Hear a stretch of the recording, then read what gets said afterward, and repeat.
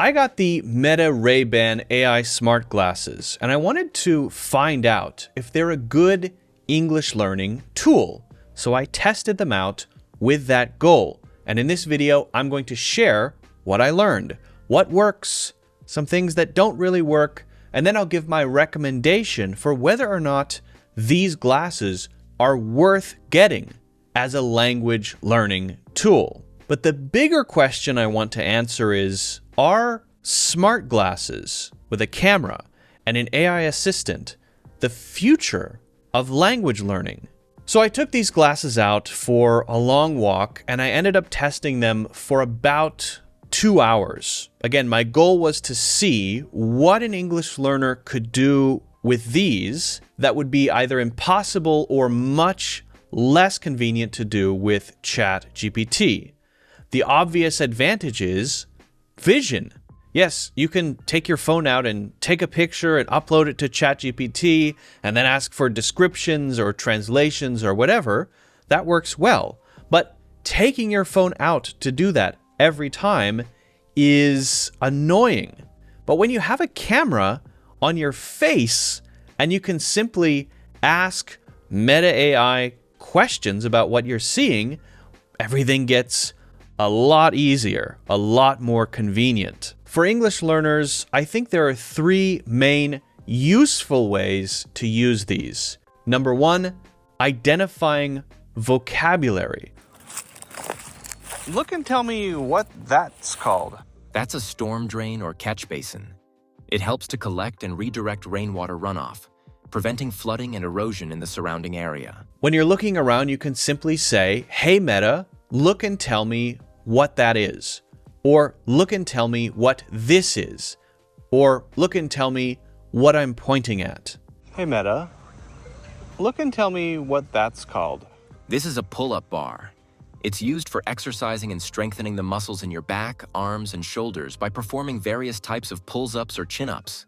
I found this to be pretty accurate and quite useful. Just looking around, you can learn the vocabulary all around you and even ask for definitions, example sentences, and how to use the word naturally. So I learned the word graffiti, and then I asked if I could use it as a verb. And I got a pretty good response.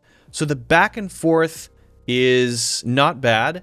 And again, it's pretty accurate. Number 2, scene description. Hey Meta, look and describe this scene in a lot of detail. I want you to tell me as much detail as you can. Use vivid descriptions. This is a serene and peaceful scene, with a well-maintained asphalt path stretching out into the distance.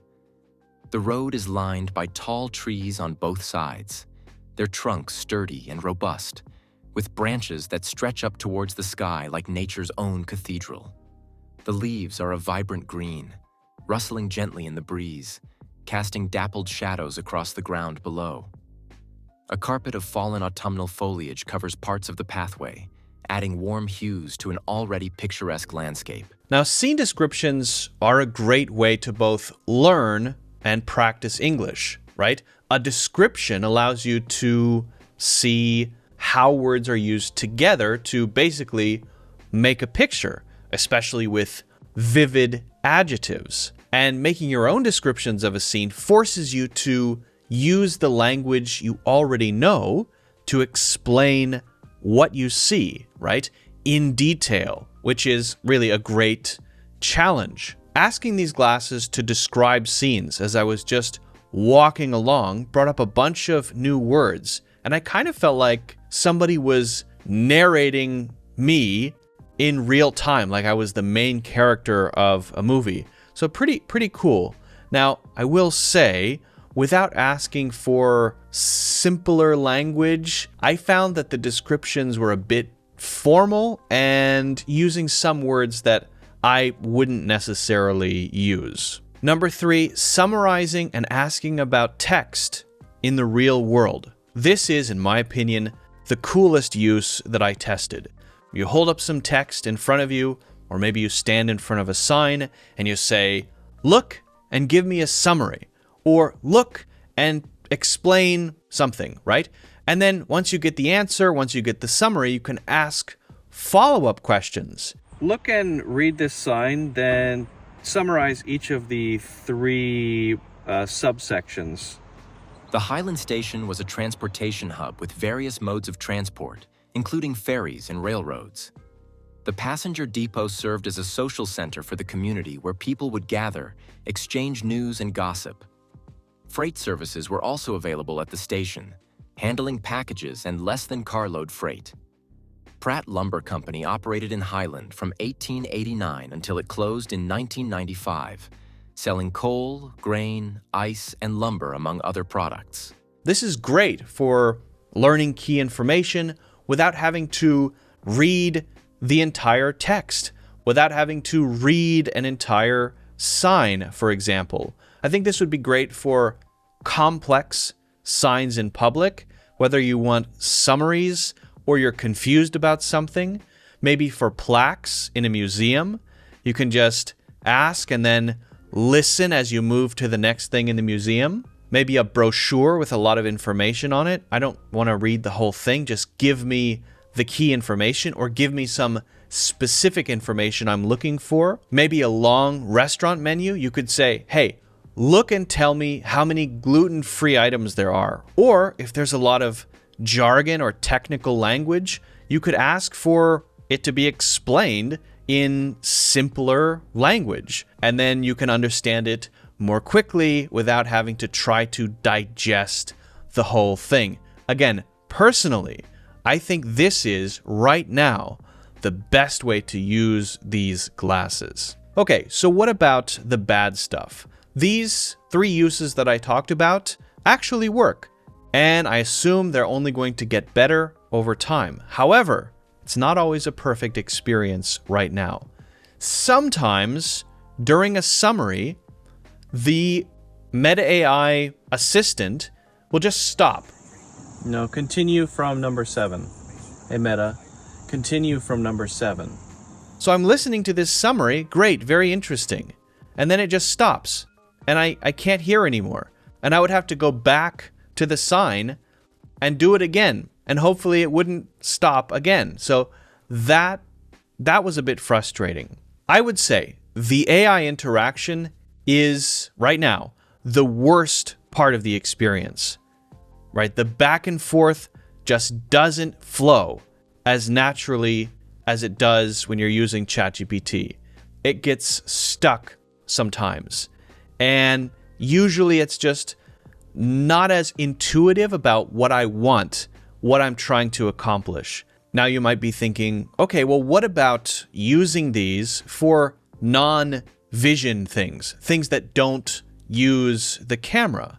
Well, then you're much better off just using the voice mode in ChatGPT, right? This cannot compete with ChatGPT advanced voice mode, and it's not even close, right? So the advantage is the camera that you control with your voice, right? And not having to take your phone out and being able to sort of interact with your environment in that way. The advantage is not having real-time interactions in general, because if that's what you wanted, then you could just have some headphones on, open the ChatGPT app, and you don't need Meta AI smart glasses. You just don't. Okay, my recommendation. Unless you want to get these glasses for the other features, then wait, right? They're great for taking videos and pictures and playing audiobooks. They're interesting, yes, useful, as a way to learn language, English on the go. But I think they're an early version of much better things that we will have in the next few years. I think they're a good indication of what's coming, but they still need work. They're still a bit rough. What do we want? I want Jarvis from Iron Man. That's what I want, right? An assistant who sees what I see, who knows what I want, who I can interact with anytime with my voice, right? Who just has a flowing conversation with me and solves my problems and can help me with whatever I need. That's what I want. And I think that this is a step in that direction, which I think is cool. And I hope we get there sooner rather than later. Okay, if there's anything else you want me to try out or test out with these glasses, let me know in the comments. If you haven't done so already, don't forget to hit the like button and subscribe. Get a free course in the links in the description, and I will see you in the next one.